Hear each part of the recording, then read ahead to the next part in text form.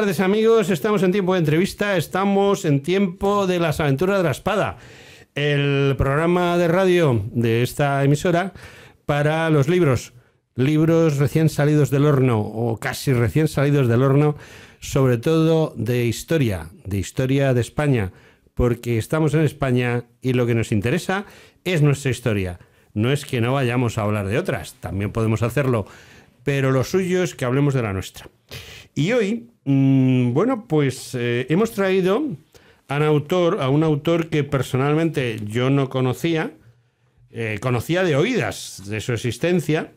Me llamó la atención ver que había editado un libro que creo muy interesante, porque el protagonista del libro es muy desconocido. Es decir, su nombre se conoce, la gente conoce la existencia, pero cuando le dices incluso a gente que conoce la historia, le dices, oye, háblame de este individuo, vamos a desvelarlo ya, Alonso de Ercilla, pues la gente dice, sí, Alonso de Ercilla, sí. Entonces, vale, ¿en qué momento de la historia vivió? Años en los que estuvo, qué hizo, a qué se dedicaba, escribía, ese tipo de cosas. La gente empieza a divagar. Entonces, hay personas que a mí me gustan por eso, porque nos sacan de esas dudas. O sea, el problema está en que ahora mismo, si no conocemos la biografía de muchos de nuestros héroes, es precisamente porque no nos molestamos en comprar libros como este que yo tengo en mis manos, como este que ha escrito el señor que está a mi derecha, que es Daniel Alberaz. ¿Qué tal estás? Muy buenas, José Antonio. Muchas gracias por invitarme. Aquí estamos, hablando de Alonso de Ercilla. Bueno, pues Daniel ha acudido aquí, invitado por mí. No sé cómo lo ha hecho, porque hay que estar un poquito mal de la cabeza para venir a sufrirme. Y bueno, pues tengo 20.000 preguntas. Daniel, ¿cómo te has metido en un charco que se llama Alonso de Ercilla? Porque, ponerse a escribir de Hernán Cortés, pues bien, pero Alonso de Ercilla, a pesar de ser tan importante como puede ser Hernán Cortés o Pizarro o cualquier otro, es muy desconocido. Claro. Precisamente eso es lo que me atraía a mí, ¿sabes? Ese era un poco el reto. Porque libros sobre Cortés, sobre Pizarro, sobre Balboa, no digamos ya Cristóbal Colón y demás, pues se publican docenas casi cada año. Pero a mí me interesan otra serie de personajes de nuestra historia relacionados con el descubrimiento, conquista de América, el asentamiento español en ese territorio durante más de 300 años, que fue España, como lo es Madrid, o Valladolid y León. Me interesan esos personajes de los que se escribe menos y se cuenta apenas nada, ¿no? Y entonces, de esa playa de conquistadores y aventureros que cruzan el océano, se jugaron la vida y demás, di con Alonso de Ercilla hace ya unos años, al indagar un poco sobre cómo fue la llegada de los españoles a Chile, ¿no? Al continente, al sur del continente americano. Pues claro, conocí las andanzas de Pedro de Valdivia, el capitán y primer gobernador de Chile, la célebre Inés Suárez, que hace poco se hizo una serie de televisión y todo, su amante, también otra serie de personajes, Jerónimo Aldarete, su mano derecha, Francisco Almagro, en fin, otros muchos, ¿no? Y ahí me salió el nombre de Alonso de Ercilla. Y claro, como tú dices, sí, Alonso de Ercilla pues nos puede sonar, incluso si decimos la araucana, pues nos suena, sí, a lo mejor en el colegio, los que tenemos cierta edad, pues no lo mencionaron, o ni siquiera, pero nos puede sonar, ¿no? Pero más allá de eso no. Entonces, claro, yo empecé a indagar un poco sobre su vida. Y claro, como la de casi toda esta gente, son vidas de novela, ¿no? Y eso es lo que modestamente he hecho. O sea, traer su biografía de una manera un poco novelada para darle más agilidad al texto y abrirlo a un público pues más, digamos, aficionado a la historia, pero que no tengas que ser un erudito o un humanista 100% historiador para entenderla y que te llegue a interesar, ¿no? Y eso es lo que he tratado de hacer, novelar un poco su vida, sus aventuras, sus viajes, porque fue un hombre muy viajero y vivió pues 1000 historias. Y encima triunfó con la pluma, como ahora veremos. Sí, con la pluma, es cierto. Sí. Yo, Alonso de Ercilla, me pasa lo que tú comentabas, conocido por encima. Pero hay una novela del siglo XX, de principios del siglo XX, escrita por Enrique Jardiel Poncela, en la cual el protagonista es Pedro de Valdivia. Pero no Pedro de Valdivia, el conquistador de Chile, sino un tataranieto. Y bueno, pues siempre hace las referencias al Pedro de Valdivia original como el gran conquistador. Y también hace referencias a nuestro protagonista del día de hoy, que lo poquito que yo he leído de él, porque todavía no he leído tu libro, encomiendo mi alma al Santo Espíritu, porque la gente va a decir, se pone a hablar de un libro y no lo ha leído. Bueno, pues sí, reconozco que no lo he leído, pero conozco al personaje un poquito más desde que supe que iba a hacer esta entrevista, y personalmente me da la ligera impresión de que nuestro protagonista era también un conquistador, pero no solo un conquistador de tierra, sino un conquistador de muchas otras cosas, ¿no? Totalmente, totalmente. La verdad es que llevaba la palabra conquista en el alma y en la frente casi, ¿no? Pero conquista de conocimientos, conquista también de mujeres en su juventud y en su madurez, conquista de absorber todo lo que él pudo conocer en sus múltiples viajes. Date cuenta, estamos hablando de un Alonso de Ercilla que es un cortesano, que es que este es una característica peculiar cuando siempre se habla de los conquistadores así, pues en fin, muchas veces de manera oscura o negro legendaria y bueno, semianalfabetos, sedientos de oro, que violaban a las indias y demás. Bueno, Ercilla es un cortesano. Ercilla es paje desde los 15 años de edad, entra a servir como paje del príncipe Felipe, el futuro Felipe II. Y a partir de ahí se le abre pues un mundo, un horizonte nuevo, ¿no? Lógicamente ser un cortesano en 1548, que es cuando él entra como paje al servicio del príncipe Felipe, es un privilegio. Va a tener como maestros a los mejores humanistas. Va a recorrer media Europa en el séquito del príncipe Felipe, en ese famoso felicísimo viaje que contará luego Cristóbal Calvete de Estrella. Cuando el emperador llama a su hijo Felipe para que reconozca todos los estados y señoríos que le pertenecen y sea conocido por sus súbditos, y le juren fidelidad, le reinen pleitesía, ¿no? Ese felicísimo viaje, Ercilla, un chaval de 15 años de la mediana nobleza, ahí va como paje. Y entonces en esos 3 años él va a perfeccionar sus conocimientos, sus lecturas de los clásicos que van a influir luego en su poesía. Va a conocer gente interesantísima, va a ser testigo de acontecimientos pues de primer orden en ese tiempo. Y se va formando ese joven humanista, que al final es lo que es Ercilla, es un humanista propio del Renacimiento, que sirve al príncipe del Renacimiento, que es Felipe, que va a ser Felipe II, y todo eso le hace no ser un conquistador, digamos, al uso, sino tener otra posición diferente, ¿no? Y todo eso le va a enriquecer mucho como persona. Todos esos viajes, esas lecturas, esa formación, esa cercanía con la corte, la va a aprovechar para completar su personalidad. Bueno, creo que has hecho un repaso muy interesante de esa niñez-juventud de Alonso de Ercilla, pero la verdad es que yo no he leído el libro, ya lo digo y lo vuelvo a decir, pero he visto que el libro está planteado casi como una autobiografía, como una autonovela, una novela biográfica del propio autor, apoyándote en la Araucana, o te apoyas en otros textos. Me apoyo, meto algunos versos de la Araucana, digamos, para dar paso a diferentes pasajes de la vida de Ercilla. Y después, sobre todo, me apoyo en lo que se conoce de su biografía, que es bastante, que es mucho hoy en día, ¿no? Es mucho desde hace casi un siglo, cuando el investigador José Toribio Medina publicó una Araucana, una edición especial, compilando todo lo que se conocía del autor. Entonces, eso lo introdujo en la Araucana como prólogo, y es la base todavía hoy en día de lo que se sabe de Ercilla, que es mucho, ¿no? Entonces, yo al final, muchos me dicen, ¿pero esto qué es? ¿Una biografía novelada, una novela histórica, una novela de aventuras y tal? Yo el calificativo se lo dejo al que lo lea. Para mí es una novela. Para mí es una novela basada en un personaje histórico real. Es una novela que tiene mucha historia. La propia vida de Ercilla, hay mucho de realidad que yo cuento ahí. Y también, bueno, hilvanando algunos personajes de ficción y algunas tramas, Porque claro, siempre hay, en estas biografías del siglo XVI, siempre hay pasajes y periodos que quedan un poco al albur, ¿no? Y que dan pie para meter alguna aventura, algún amorío o algún duelo con espada, ¿no? Entonces al final, pues es una novela, pero es una novela donde Ercilla es el protagonista, donde él recuerda su vida y que trata de hacerse amena, dando saltos en el tiempo, recordando esa infancia que os he contado más o menos, esa juventud, su servicio al príncipe Felipe, y cómo en un momento dado siente la llamada de la aventura.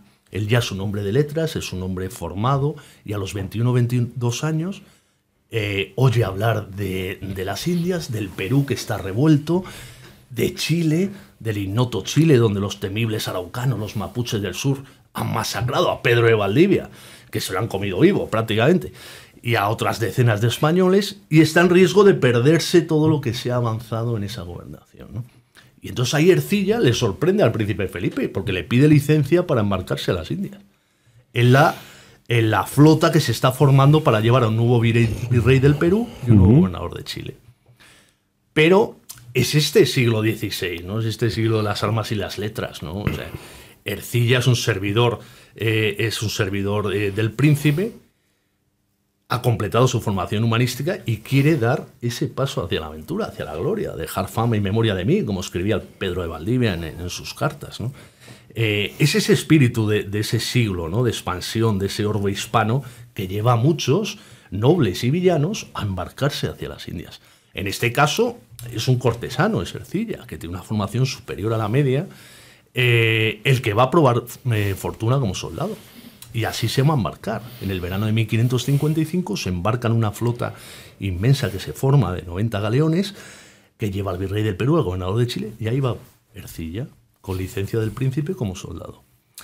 Va a llegar primero a Panamá, después a Perú, muchas dificultades, en fin, tempestades y demás, y al final llega a Chile.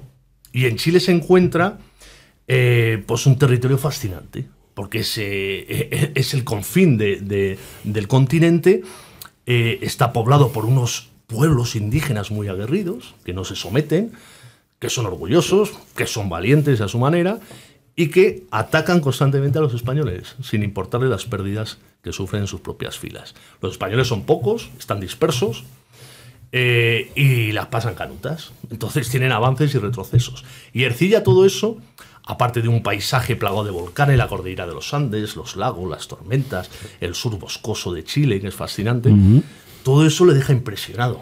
Y entonces él ahí ya decide tomar notas. Él cuenta en algunos versos de la Araucana, él da pistas, ¿no? de lo que él ve y lo que le sucede.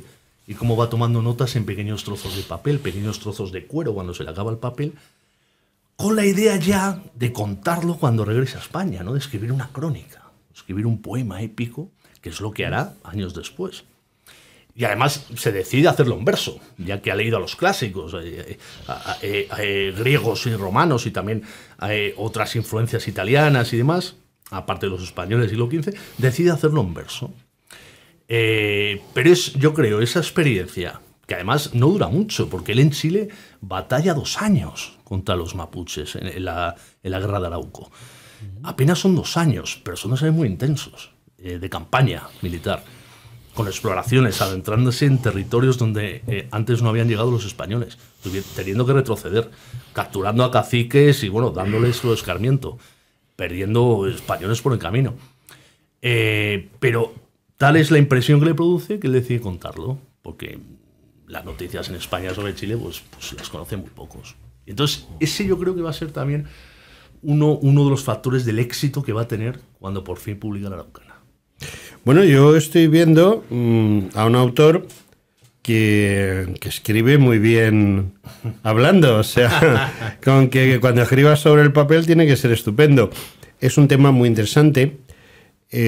También hay una cosa muy interesante, y es que los españoles que vivieron en ese siglo XVI y en el XVII, pues eso, están por encima de lo normal.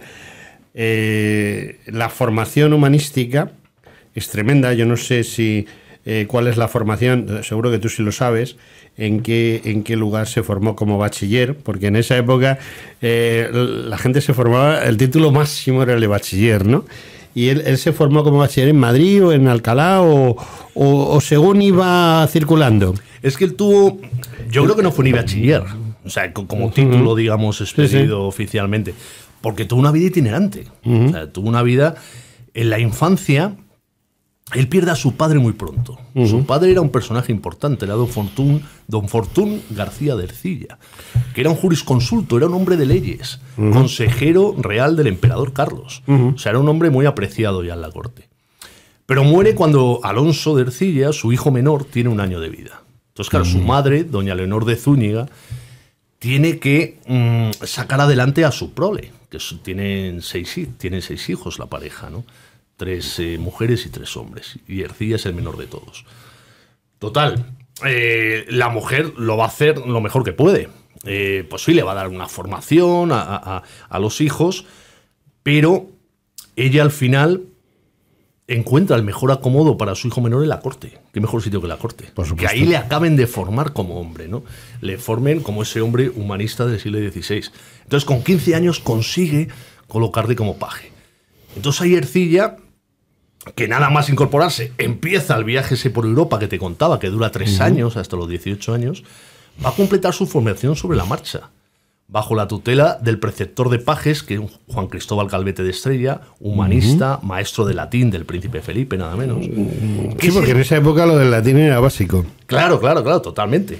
Y es el que le va pasando, entre otras cosas, muchos textos de autores latinos, Virgilio, Lucano, otros muchos, y otras obras que Ercilla debe ir conociendo.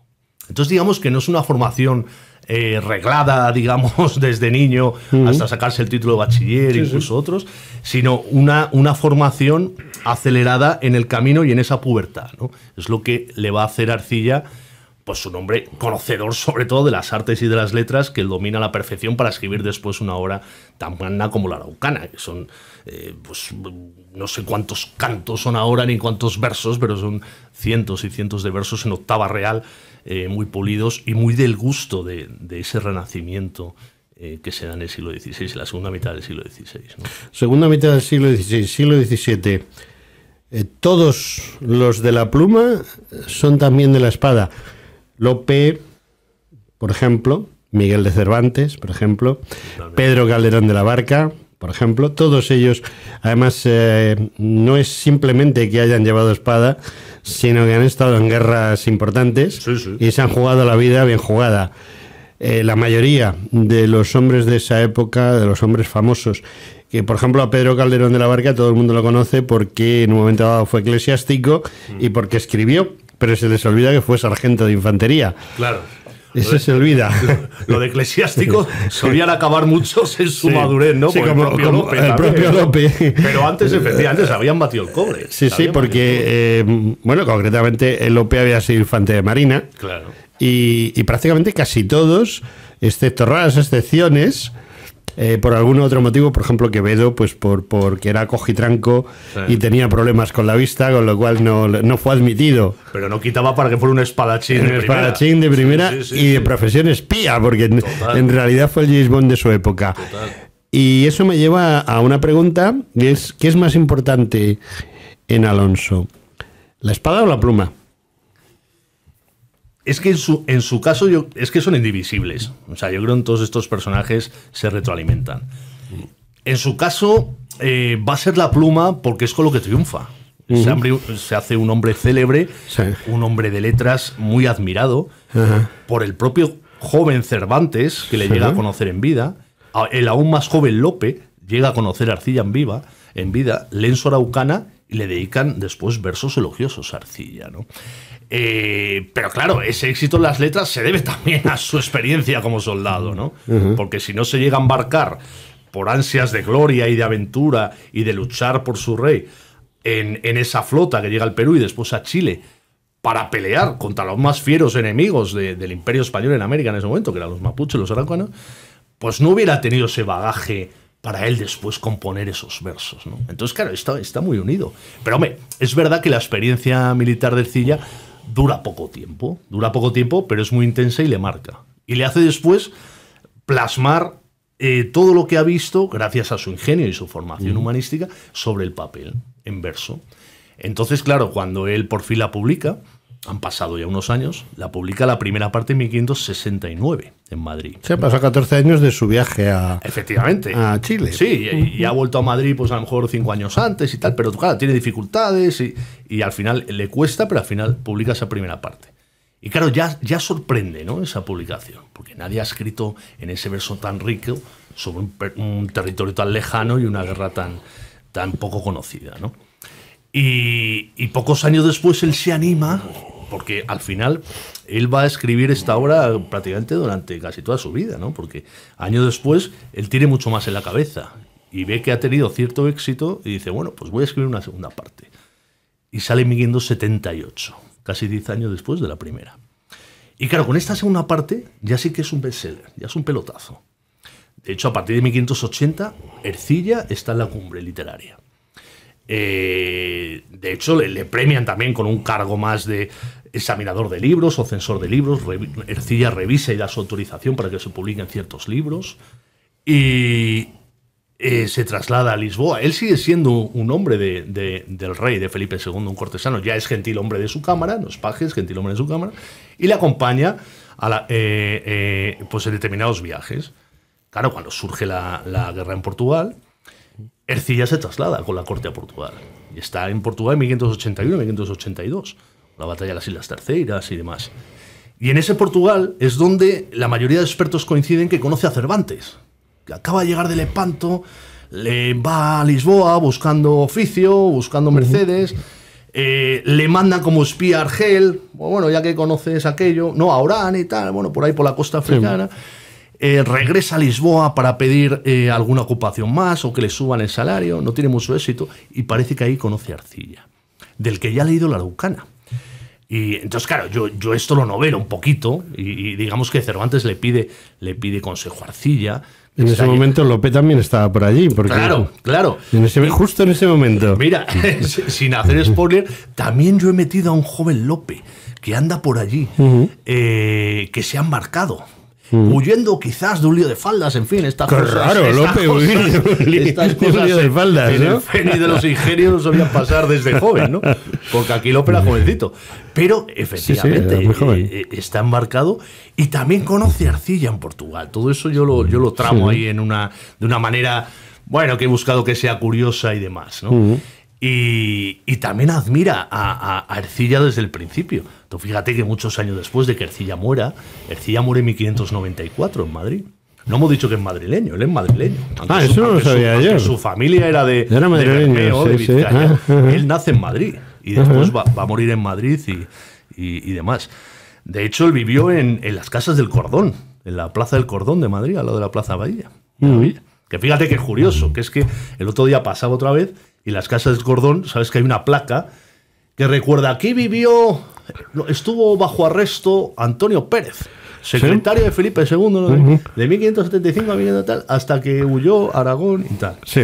Bueno, pues está esa placa al Ínclito Pérez y no hay una placa a los ¿sabes? Que también esas cosas suelen pasar, ¿eh? Claro, sí, pero vamos, a mí hay una cosa que me llama poderosamente la atención, que es la Araucana y tu utilización de la Araucana.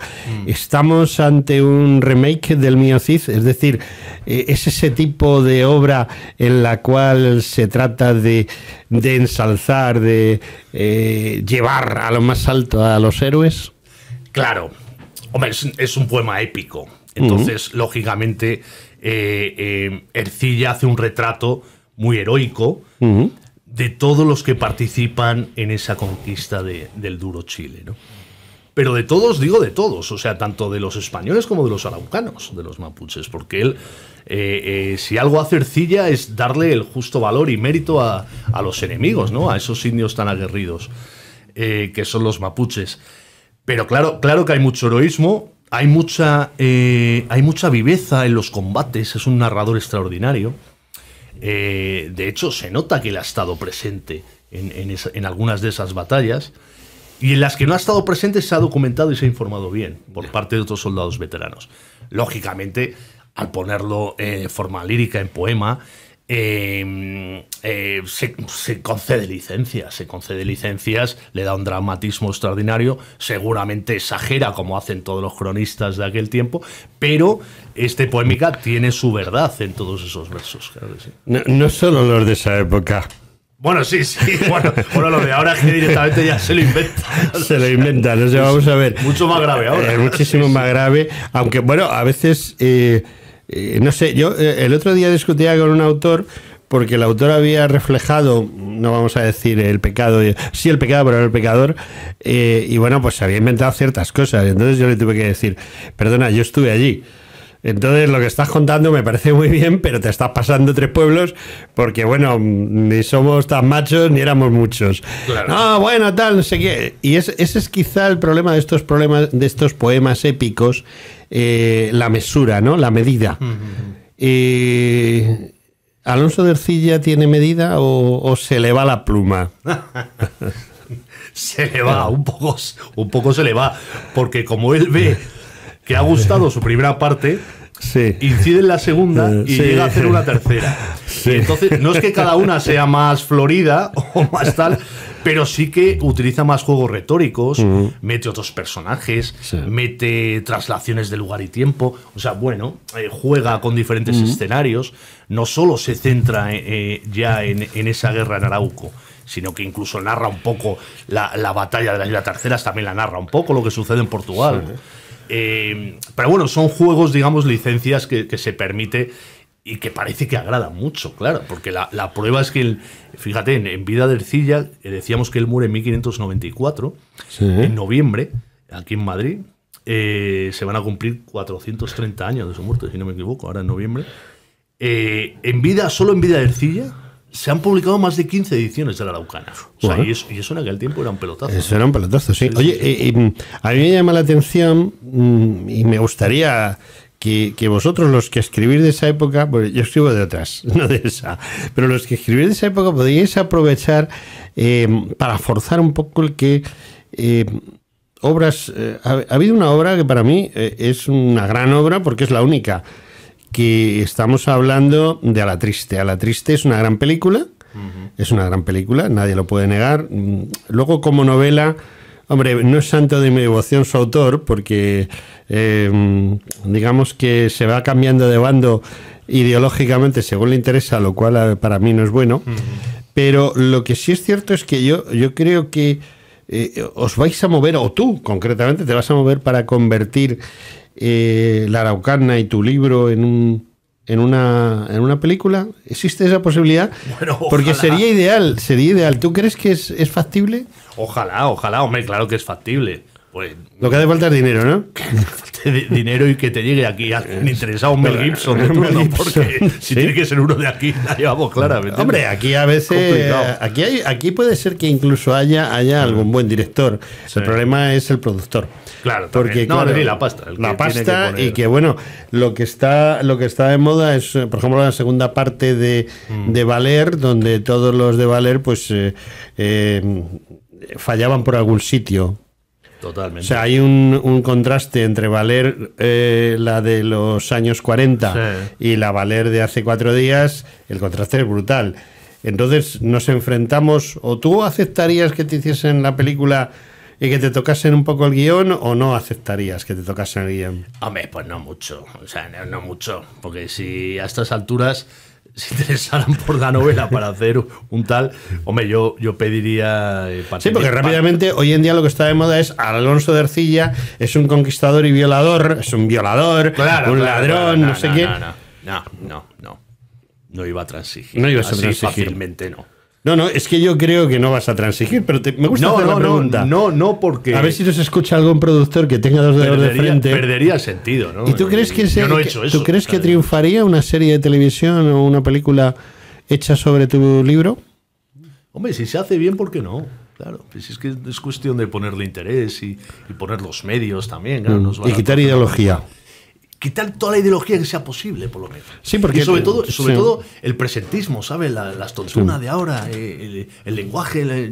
O sea, no podemos entrar en chorradas, ¿no? Estamos haciendo una película del siglo XVI y una película del siglo XVI. Hay que meterse en el siglo XVI. El problema que tenemos hoy en día es que la gente ve el siglo XVI con ojos del siglo XXI, lo cual es inviable. Totalmente. Pero es lo que nos pasa siempre. O sea, con cualquier capítulo de nuestra historia está todo politizado. O sea, todo. Pero si dice reconquista no existió. Si dice descubrimiento y conquista de América, genocidio. O sea, cosas que deberían ser básicas, o por lo menos haber un mínimo de consenso. Nos tiramos piedras contra nuestro propio tejado.